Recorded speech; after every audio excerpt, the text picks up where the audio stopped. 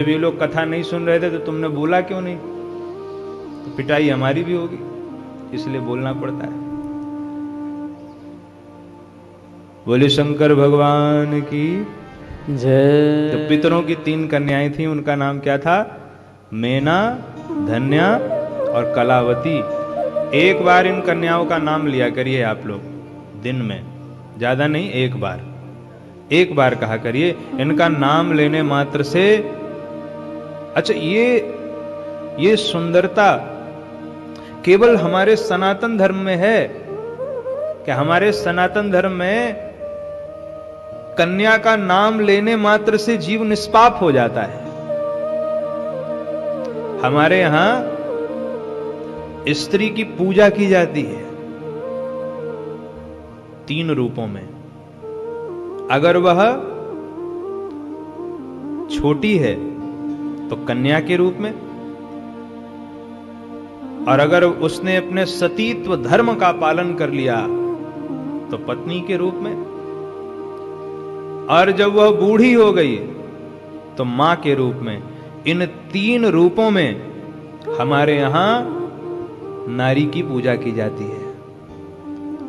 हम सनातनी लोग हैं, हमारे यहां कन्या को देवी का स्वरूप माना जाता है। कोई भी हो, कन्या कन्या होती है, किसी के भी घर की हो। अगर वह कन्या है तो वह साक्षात भगवती का स्वरूप है। कन्या निष्पाप होती है, यह व्यवस्था केवल हमारे सनातन धर्म में है और किसी धर्म में नहीं है। कन्या को देवी मानना यह केवल सनातन धर्म में सिखाया गया है कि कन्या ये साक्षात देवी है।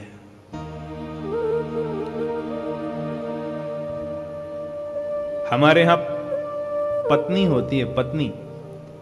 पत्नी किसे कहते हैं? पत्नात्रायते। जो अपने पति को पतन से बचाए उसे पत्नी कहा जाता है। हमारे यहां हर नाम के पीछे विज्ञान है। पति किसे कहते हैं? पाति रक्षति। जो अपने पत्नी के सील की रक्षा करे, जो अपने पत्नी की रक्षा करे, उसे पति कहते हैं। तो ये पितरों की 3 कन्याएं थीं, इनका नाम था मेना, धन्या और कलावती। और ये तीनों कन्याएं इतनी पवित्र थीं, इनका नाम लेने मात्र से जो है जीव निष्पाप हो जाता है।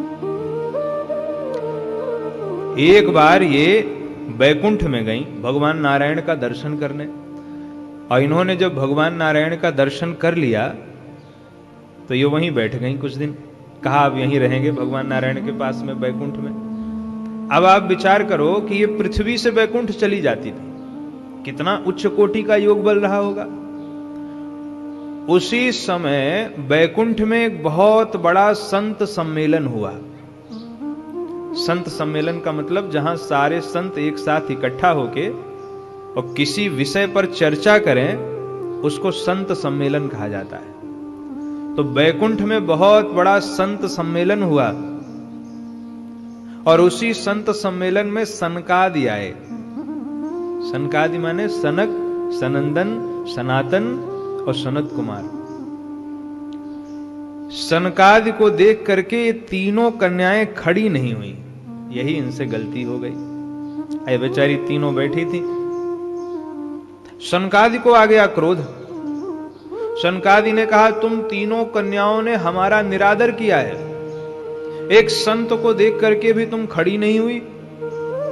अब ऐसे तो सब नियम बना लेंगे कि भाई कोई संत आया है तो खड़े होने की क्या आवश्यकता है, बैठे ही रहो। इसलिए अगर हम आज तुमको श्राप नहीं देंगे तो जो है संतों का अपमान किया है तुमने, वो फिर कल को सब लोग नियम बना लेंगे कि कोई संत आए चाहे जाए वो कुछ मत करो। इसलिए जाओ, हम तुम तीनों कन्याओं को श्राप देते हैं कि तुम तीनों कन्याओं का विवाह मृत्यु लोक के किसी मनुष्य से होगा। ऐसा कठोर श्राप दे दिया। अब जब ऐसा कठोर श्राप दे दिया तो तीनों कन्याएं जो हैं वह सनकादि को प्रणाम करके कहती हैं कि महाराज, हमने यद्यपि गलती की है, आपके आने पर हम खड़ी नहीं हुई हैं, पर आप सत्य मानिए, हमारा उद्देश्य आपका अपमान करना बिल्कुल नहीं था। हम आपका अपमान नहीं करना चाहते थे।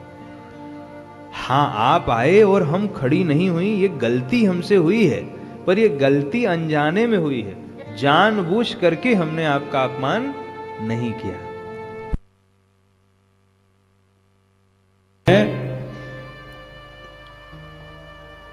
उनको शनकादि ने श्राप दे दिया। और क्या श्राप दिया? कि तुम्हारा विवाह मृत्यु लोक में किसी मनुष्य के हाथों, किसी मनुष्य से तुम्हारा विवाह होगा। अब उन तीनों कन्याओं ने क्षमा मांगी। बोले महाराज, हमसे गलती हो गई और हमको क्षमा कर दीजिए। संतों को जितनी जल्दी क्रोध आता है उतनी जल्दी दया भी आ जाती। क्रोध तो आया था, लेकिन दया भी आ गई।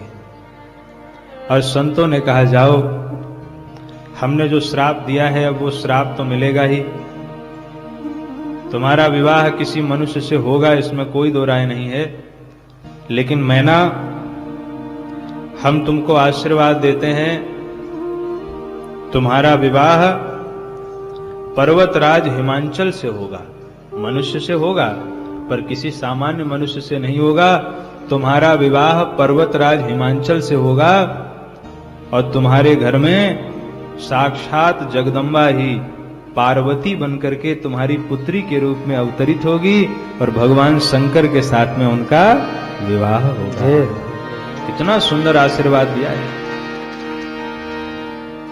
मेनायास्तनया देवी पार्वती जगदम्बिका भविष्यति प्रिया शंभो तपः कृत्वा सुदुस्सहम्। मैना को जब आशीर्वाद दिया तो धन्या देखने लगी कि अगर ऐसा ही आशीर्वाद जो हमको भी मिल जाए तो आनंद आ जाएगा।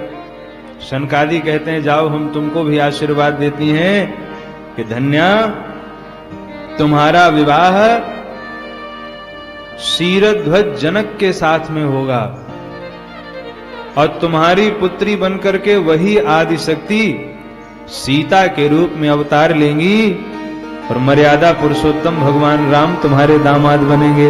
ये मैं तुमको भी आशीर्वाद दे रहा हूं। कितना सुंदर आशीर्वाद दिया है।